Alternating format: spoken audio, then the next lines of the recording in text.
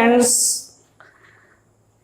Vision classes में आपका फिर से स्वागत है। हम पढ़ रहे थे चैप्टर नंबर 1 क्लास 12th का विद्युत क्षेत्र। इसमें हमने विद्युत आवेश के महत्वपूर्ण बिंदु पढ़े थे और उसमें एक सूत्र पढ़ा था Q बराबर IT। उसी सूत्र के ऊपर हम आज एक न्यूमेरिकल करेंगे। न्यूमेरिकल है, यदि किसी चालक तार में 8 कूलम आवेश 4 सेकंड तक प्रवाहित किया जाए तो चालक तार में प्रवाहित धारा कीजिए। आप वीडियो को पॉज करके इस न्यूमेरिकल को सोल्व कीजिए उस सूत्र के बेस पे। अगर कर पाते हो तो ठीक। आशा करता हूँ आपने क्वेश्चन सोल्व कर लिया होगा। इसको सोल्व करके बताता हूँ, देखते हैं आपका क्वेश्चन सही है या नहीं। 8 कूलम आवेश यानी अपन को दिया है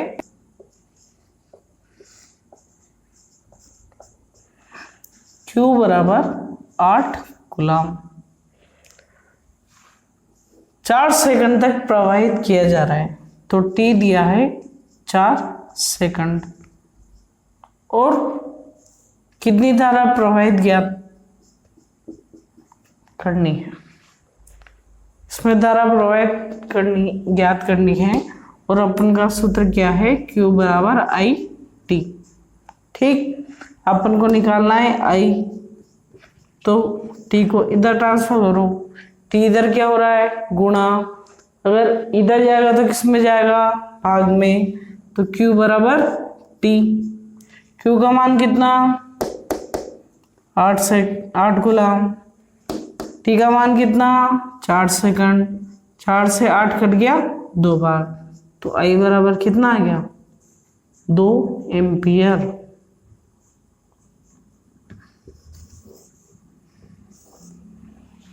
ठीक है, सिंपल सा न्यूमेरिकल था। आशा करता हूँ आपका आंसर सही होगा। ओके,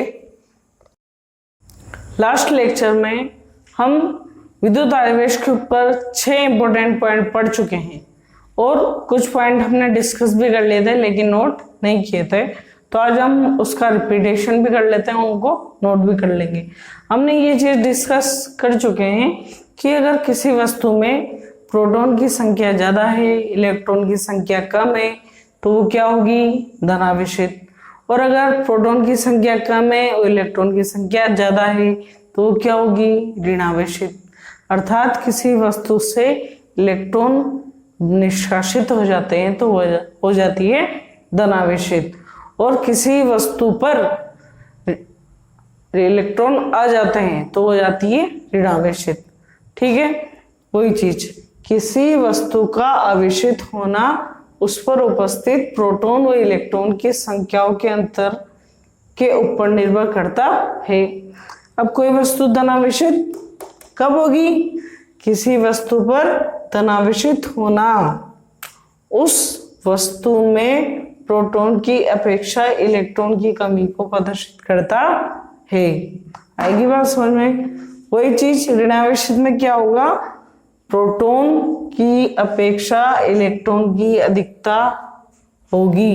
ठीक, अब इसके बाद एक और चीज कि अगर आवेश समान होंगे, अर्थात ये पॉजिटिव ये भी पॉजिटिव, ये धनावेशित ये भी धनावेशित, तो ये एक दूसरे को प्रतिकर्षित करेंगे यानी दूर भेजेंगे, और ये धनावेशित और ये ऋणावेशित, या फिर ये धनावेशित और ये ऋणावेशित, अर्थात विपरीत प्रकृति के ये विजातीय हुए, तो ये एक दूसरे को अट्रैक्ट करेंगे या आकर्षित करेंगे।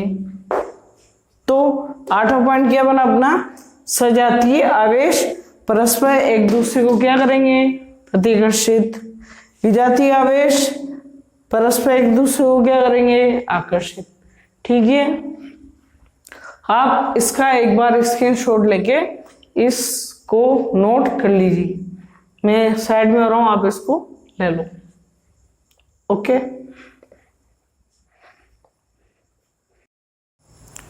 अब राजस्थान बोर्ड के उद्देश्य से थोड़ा सा इंपॉर्टेंट टॉपिक है आवेश के गुणधर्म, प्रॉपर्टीज ऑफ चार्जेस। ठीक, इसमें सबसे पहला पॉइंट है आवेशों की योज्यता, ठीक, एडिटिविटी ऑफ चार्जेस। इसके अंदर ये चीज है, किसी भी वस्तु के अंदर जितने भी आवेश होंगे वो उस वस्तु में उपस्थित आवेशों के बीजगणितीय योग के तुल्य होगा। आवेश एक अदिश राशि है, किसी भी निकाय पर कुल आवेश उसमें उपस्थित सभी आवेशों के बीजगणितीय योग के तुल्य होगा। यहाँ पर एक इंपॉर्टेंट शब्द आ रहा है बीजगणितीय योग। बीजगणितीय योग का मैं मतलब आपको सिखा देता हूँ। बीजगणितीय योग का मतलब ये है कि जैसे +2 - 1 +2, तो प्लस और प्लस दोनों तो 2 और 2 कितने हो जाएंगे 4, फिर 1 माइनस का है तो उस 4 में से 1 को माइनस करेंगे, कितना रह जाएगा 3, यानी कि 2 और 2 4 और 1 5। बीजगणितीय योग का मतलब यही है कि प्लस को प्लस में ही रखना पड़ेगा और माइनस को माइनस में ही रखना पड़ेगा। इसी चीज को क्या बोलेंगे, बीजगणितीय योग। अर्थात अगर किसी वस्तु के अंदर Q1 Q2 Q3 और ऐसे Qn आवेश उपस्थित हैं तो उसमें उपस्थित कुल आवेश Q बराबर होगा Q1 + Q2 + Q3 + Qn। ठीक, इसी का एक उदाहरण हम देख लेते हैं कि किसी वस्तु के अंदर -2 + 6 - 7 + 4 + 3 अगर इतने आवेश हैं तो इस वस्तु पर कुल आवेश कितना होगा। इसके लिए क्या करेंगे, इनका करेंगे बीजगणितीय योग। बीजगणितीय योग कैसे, Q बराबर -2 - 7 + 6 + 3 + 4, तो ये तो कितना हो गया -9, और ये 9 और 4 कितना हो गया 13, -9 और 13 कितना होगा 4। अर्थात इस वस्तु पर आवेश कितना है 4, और हम इसके आगे लगा दें इलेक्ट्रॉन, तो ये आवेश हो गया 4 इलेक्ट्रॉन। ठीक, ओके। विद्युत आवेश का अगला गुणधर्म है विद्युत आवेश की निश्चलता। यहाँ पर निश्चलता का मतलब ये है कि विद्युत आवेश का मान उसकी गति पर डिपेंड नहीं होता है। अर्थात अगर कोई वस्तु के ऊपर 5 कूलम आवेश है और वह स्थिर है तो गति करने के बाद भी उसके ऊपर आवेश में परिवर्तन नहीं होगा, अर्थात उस पर आवेश 5 कूलम ही रहेगा। इसका मतलब क्या हुआ, आवेश उसकी गति पर डिपेंड नहीं करता। ये चीज क्या होती है, विद्युत आवेश की निश्चलता। किसी कण पर विद्युत आवेश का मान कण के वेग पर निर्भर नहीं करता है, अर्थात Q विराम अवस्था में जितना होगा उतना ही गतिमान अवस्था में भी होगा। और अगर हम बात करें कि सर किसी आवेश में परिवर्तन हो रहा है उसकी गति पर, तो वह आवेश में परिवर्तन नहीं होता, उसके विशिष्ट आवेश में परिवर्तन होता है। वो उसको हम रिप्रेजेंट करते हैं Q/m से। किससे रिप्रेजेंट करते हैं, Q/m से।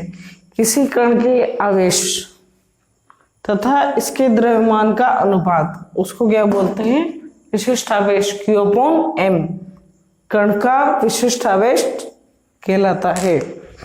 क्या कहलाता है, विशिष्ट आवेश। यह वस्तु के वेग पर निर्भर करता है तथा वेग बढ़ने पर इसका मान क्या हो जाता है, कम हो जाता है। ठीक, ये हो गए हमारे आवेश के 2 गुणधर्म। इसके बाद की जो 2 गुणधर्म है वो राजस्थान बोर्ड की नज़र से बहुत इम्पोर्टेंट है। तो नेक्स्ट लेक्चर में लेक्चर को जरूर पढ़ना, क्योंकि राजस्थान बोर्ड में क्वेश्चन बनने के उससे चांसेस रहते ही हैं। Okay, thank you.